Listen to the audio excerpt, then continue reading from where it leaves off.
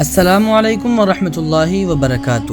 ناظرین کرام، آج ہم بات کرنے جا رہے ہیں دو ایسے مشروبات پر جو گرمیوں کی شان، افطار کی جان اور عوام کی پہچان بن چکے ہیں۔ ایک جانب ہے بر صغیر کے دلوں پر راج کرنے والا روح افزا، اور دوسری جانب ہے پتنجلی کا نیا شربت جسے یوگا گرو بابا رام دیو نے پیش کیا ہے۔ کیا واقعی پتنجلی کا شربت روح افزا کا متبادل بن سکتا ہے؟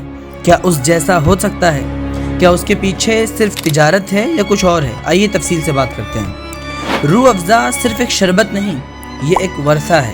اس کا آغاز 1907 میں حکیم عبد المجید نے کیا، اور پھر حکیم اجمل خان، حکیم سعید جیسے نامور اطباء نے اسے عوام کے دلوں تک پہنچایا۔ رمضان میں افطار کے وقت دسترخوان پر روح افزا نہ ہو تو افطاری ادھوری سی لگتی ہے۔ یہ صرف ذائقہ نہیں، ایک روایتی، طبی اور ثقافتی علامت ہے۔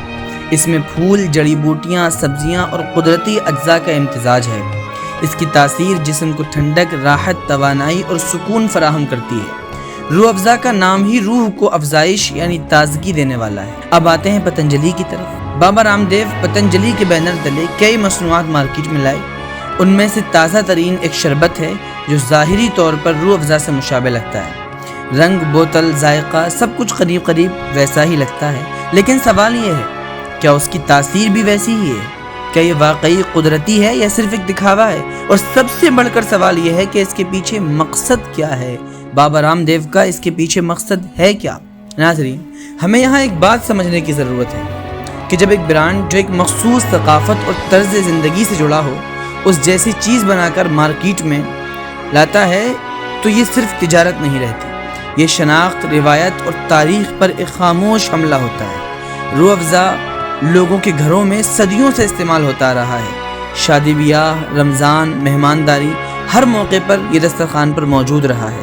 اب پتنجلی اسی ذوق و طرز پر اپنا شربت لا کر یہ پیغام دینا چاہتا ہے کہ ہم تمہارے ہر پہلو کو تجارتی دائرے میں لے آئیں گے۔ روح افزا میں جو چیزیں استعمال ہوتی ہیں وہ یہ ہیں: ایک گلاب کا پھول، ایک کیوڑا، سندل، نیلوفر، آلو بخارا، خربوزہ، ہربل جڑی بوٹیاں وغیرہ، جبکہ پتنجلی کے شربت میں اکثر اجزاء یا تو واضح نہیں ہوتے، جن کو تفصیل سے پیش نہیں کیا جا سکتا۔ مزید یہ کہ روح افزا کو طبی ماہرین اور یونانی ڈاکٹرز تسلیم کرتے آئے ہیں، جبکہ پتنجلی کی مصنوعات پر اکثر سوالات اٹھتے رہے ہیں۔ جیسا کہ آپ کو معلوم ہی ہے کہ بابا رام دیو نے کورونا کی دوائی بھی بنائی تھی، اب چاہے وہ کورونا کی دوا کا معاملہ ہو یا میڈیکل کے دعوے۔ سوشل میڈیا پر کئی لوگوں نے پتنجلی شربت کو روح افزا کی نقل بتایا ہے۔ میمز بنے، تبصرے ہوئے اور لوگوں نے پوچھا، بابا رام دیو کو اب روح افزا بھی کھٹکنے لگی ہے کیا؟ اچھا، ہمارا رویہ کیا ہونا چاہیے؟ ہمیں جذبات سے نہیں، شعور سے کام لینا چاہیے۔ اگر کوئی شے، کوئی چیز ہماری تہذیب، ہماری روایت، ہمارے بزرگوں کی نشانی ہے تو ہمیں اسے صرف ذائقے یا قیمت کی بنیاد پر چھوڑ دینا دانشمندی نہیں۔ روح افزا صرف شربت نہیں، ایک تاریخ ہے جسے محفوظ رکھنا ہماری ذمہ داری ہے۔ آخر میں یہی کہوں گا کہ روح افزا کا نعم البدل یعنی اس کی طرح بنانا یہ تو ممکن نہیں لگتا۔ اگر بن بھی جائے اور بن سکتا ہے، لیکن روح افزا کی روح، اس کی پہچان، اس کی خوشبو، اس کی تہذیبی عظمت کو کوئی نقل نہیں چھو سکتی۔